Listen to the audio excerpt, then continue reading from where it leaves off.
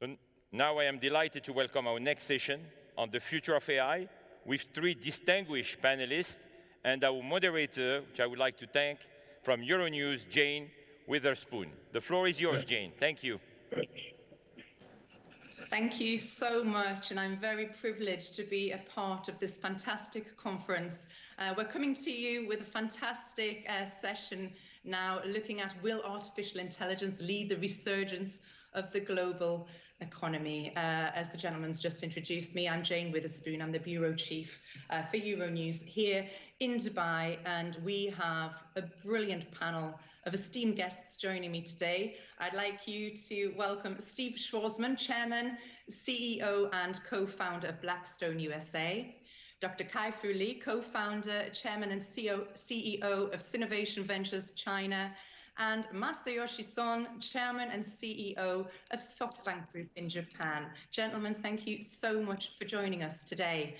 We've got 15 minutes, so I'm going to go straight to it, and I'd like to, kick off our session with Dr. Kai-Fu Lee. AI has been a buzzword in particular since AlphaGo match back in 2013.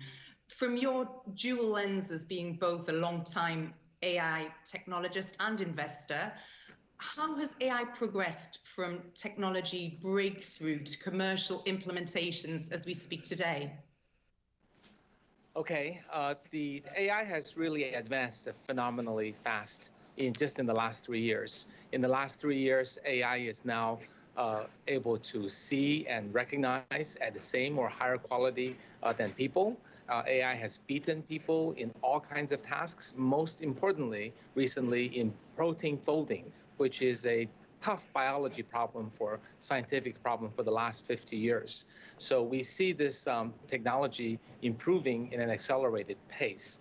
And also, I believe in the future, as we gather more data and apply it to more domains, a number of things will accelerate further, not only in the traditional businesses with big data, that will really touch every business, but also in the ability to see and hear and sense, and also the ability to move in autonomous vehicles and robots, so much so that I think it will help us do all the routine work and really enable the economy in the coming years. So it's really gone faster than anyone would have anticipated. I've worked in the field for 40 years, and it's been in anticipation for the first 36, and the last 4 years has been truly a roller coaster ride. Well, I want to bring in Masayoshi Son. What would you say are the most transformational technologies and technological mega shifts that will define the future? I think AI is the most fundamental breakthrough. That this is the greatest technology evolution that mankind ever created. So as Kai-Fu was saying, now AI can see and read and understand whatever human can do right now. Not everything possible and not everything perfect yet, but the street would be traffic with no more traffic accident. The cancers would be cured by the drug discovery that AI create.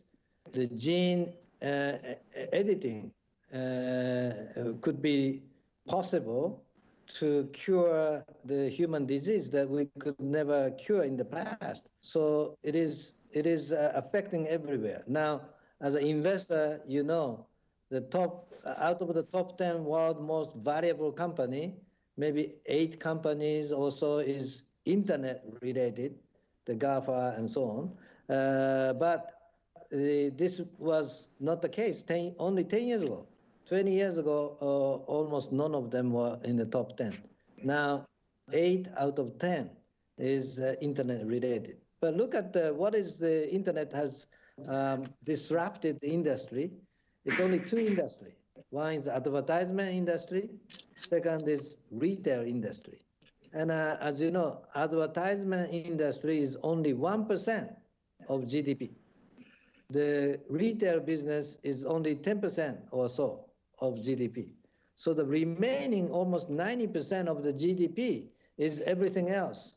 like housing, like transportation, logistics, medical, education, and healthcare and so on.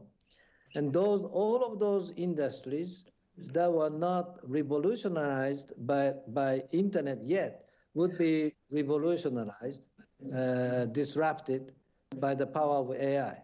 So as I said, drug discovery, logistics, everything would be redefined by the power of AI. So this is a remarkable thing that we would experience from now on to next 20 years, 30 years, the most remarkable development will be coming. So it's no longer thesis of the laboratory in the college. It is on the street, by the people, for the people. Mr. Schwarzman, now you're not a technologist, but how did you become interested in AI, and how are you currently involved in the topics? Well, thank you. It's always fun to be on a panel with Masa and Kai-Fu. I got involved in a curious way. I was on a bus in Beijing, going to see some state leaders, sitting next to Jack Ma. It was about 6 years ago. I'd never even heard of AI. And Jack started talking about this new technology and how profound it was going to be, and revolutionary. And that some people thought it was a force for good. Some thought it was a force for ill. And there were other people in the middle. And these were famous people in technology. And I couldn't imagine how the same technology could have so many different outcomes. And I knew the individuals that he mentioned. And I called them because I knew them and said, why do you like this technology, or what are you worried about it? And I could see one, as Masa talked about, this technology spreading everywhere over time with the potential for enormous dislocation, both good and bad. And so I said, geez, I'd like to do something about that as a non-technologist. So I started both at MIT and at Oxford, two AI ethics centers to study this. And as part of that, created the College of Computing along with MIT, which is sort of odd since I'm not a technologist. But these issues are so powerful, so wide-ranging, they're going to affect everyone in society, either directly or indirectly. And so you have to have some set of rules or principles so that this gets applied on a way that's good for human beings, very much the way Kai-Fu and Masa were saying. That won't necessarily happen if you just let it happen. And so I'm interested in that intersection between the theory, the real world, and what you do from a regulatory perspective for the good of everyone. What actually concerns you the most then when it comes to ethical considerations? Well, there are a lot of them. It's the way algorithms work, and are people being treated fairly from the prospect of the dislocation and what it does to society based on how quickly things are implemented. There's a myriad of different things, but there's so many great things that are going to happen with this technology that you want to do everything to encourage it, but don't let it go to excess. I'm going to bring back into the conversation my Masayoshi son. How will AI be used to reinvent the global economy, post-pandemic?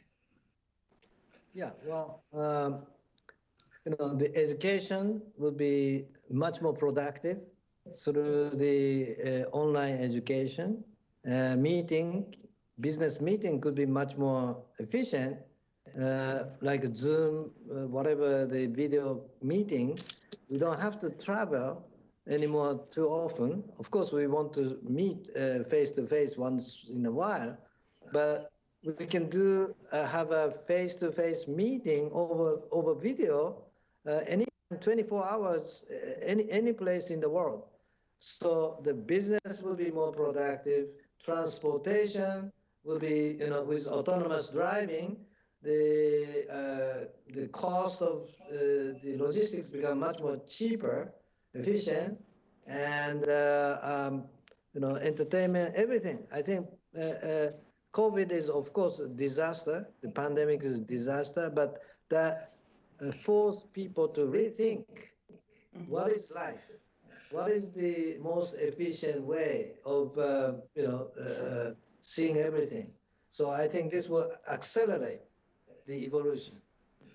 Well, you're bringing me on to the next question, which I was going to direct to Dr. Lee. How has COVID changed or accelerated some of the AI and automation trends that you like to talk about?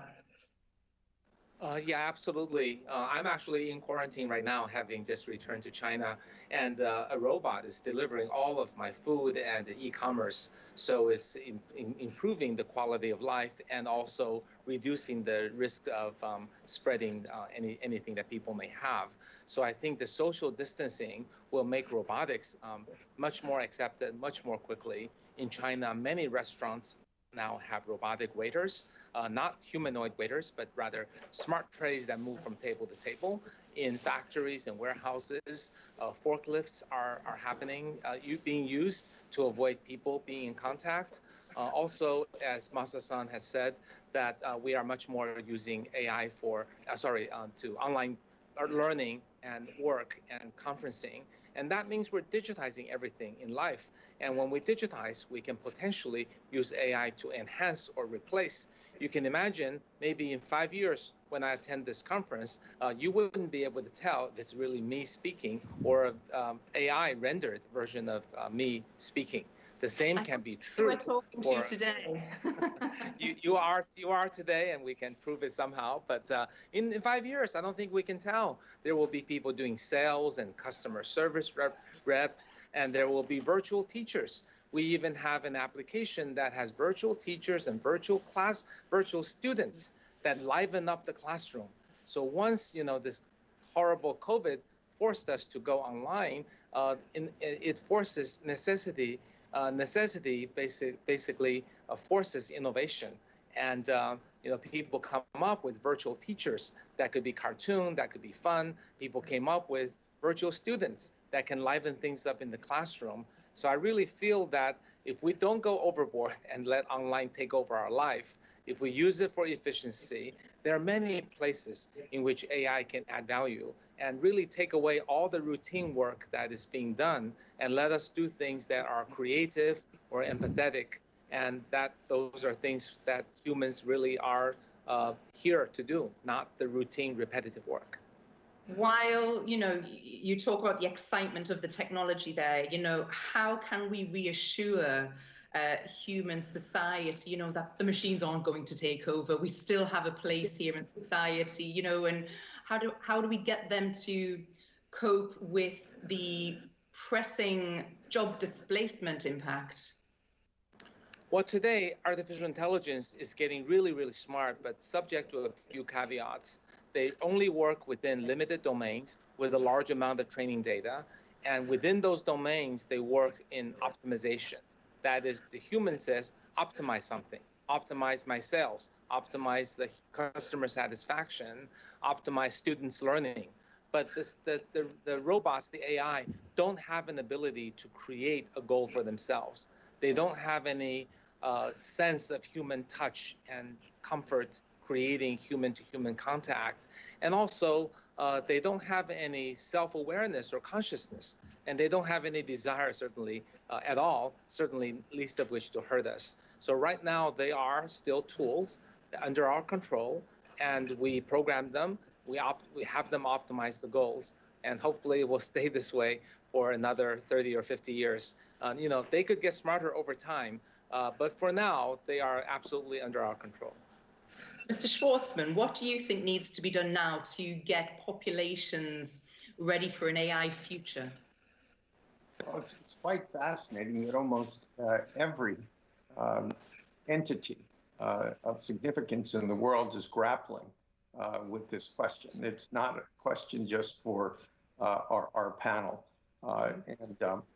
Just to give you some idea, there are initiatives being done by the OECD, the G7, the Council of Europe, the European Union, the ITU, the IEEE, which is another group that's like an endless group of smart people and the nations of the world, each working to try and figure out what type of restraints or guidance should they do in their own countries. And of course, it's sort of interesting, but not really effective to just worry about your own country, because this is a global type of technology. And ultimately, there's going to have to be some congruence of what different countries are thinking, and with a set of principles or a compact or some type of agreement of sort of what's in the zone of what we ought to be doing and how to do it maybe, and what isn't. We sort of blew it with the internet, if you will. That's sort of gone more or less. You're not able to control much attention, disrupt throughout the world. And the people who started the internet, interestingly, I've met with some of them who said, geez, I just didn't think about what can go wrong, with that use of that technology. Not the technology itself, but the application of that technology. And if I had a chance to do it over, I wouldn't have done what I did in the way we did it. And so with AI, it's the start of a powerful new technology. And all of the people who were foundational in starting the internet and others are all saying, okay, this is a great technology for mankind, no doubt about it. But how do we engineer it and protect people from excesses, unintended consequences? So they'll ultimately be coming together of these different approaches. Gentlemen, I would love to sit here and talk to you all day. Unfortunately, we're out of time. Steve Schwarzman, Dr. Kai-Fu Lee, and Masayoshi Son, thank you so much for joining us for a fantastic session. I wish you all the very best for the rest of the day, and thank you to all the viewers who joined us online to be part of this session, and the people who are there in the flesh. So thank you once again, gentlemen. Thank you. Thank you.